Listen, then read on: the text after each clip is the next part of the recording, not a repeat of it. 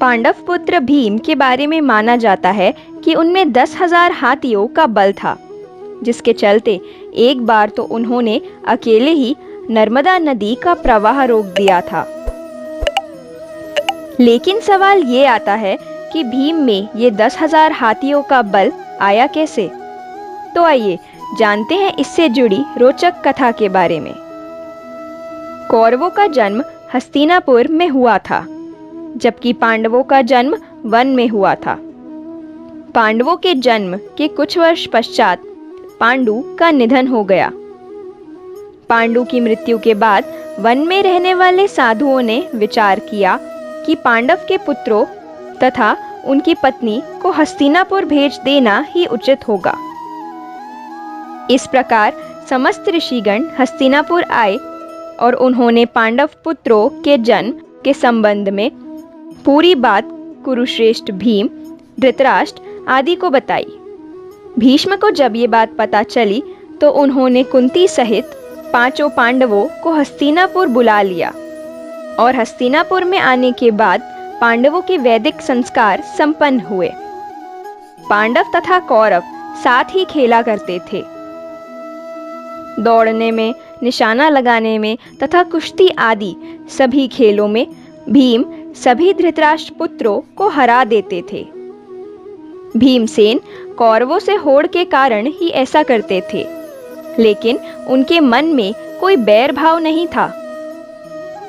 परंतु दूसरी ओर दुर्योधन के मन में भीमसेन के प्रति दुर्भावना पैदा हो गई और तब उसने उचित अवसर मिलते ही भीम को मारने का विचार किया।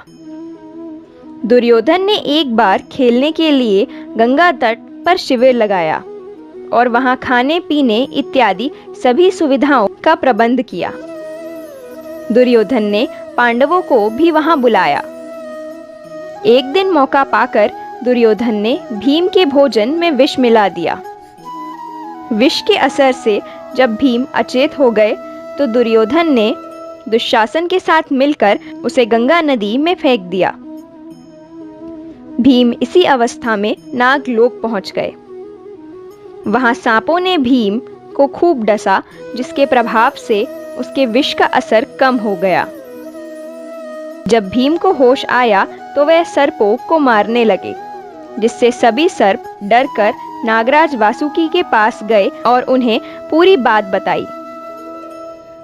जब वासुकी स्वयं भीमसेन के पास आए तो उनके साथ आर्यक नाग ने भीम को पहचान लिया। आर्यक नाग भीम के नाना थे। वे भीम से बड़े प्रेम से मिले।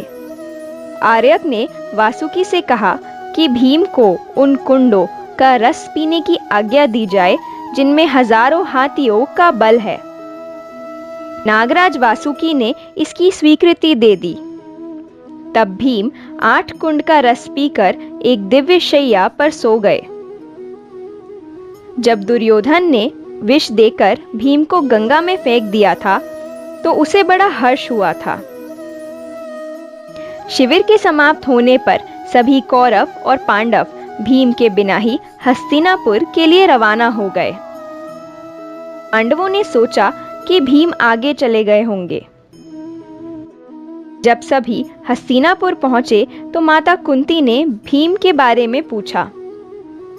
तब कुंती ने भीम के ना लौटने की बात सभी से कही और सारी बात जानकर कुंती व्याकुल हो गई। कुंती ने विदुर को बुलाया और भीम को ढूंढने के लिए कहा। उधर नागलोक में भीम 8वें दिन रस पच जाने के बाद उठे। तब नागों ने भीम को गंगा के बाहर छोड़ दिया, जिसके बाद भीम हस्तिनापुर पहुंचे, जिसे देख सभी को बड़ा संतोष हुआ। जब भीम ने माता कुंती और अपने भाइयों के सामने दुर्योधन द्वारा विष देकर गंगा में फेंकने तथा नागलोक में क्या क्या हुआ ये सब बताया, तो यह सब सुन युधिष्ठिर ने भीम को ये बात किसी और को ना बताने के लिए कहा। तो दोस्तों, ये थी वह रोचक कथा जिससे हमें पता चलता है कि भीम को 10,000 हाथियों का बल कैसे मिला।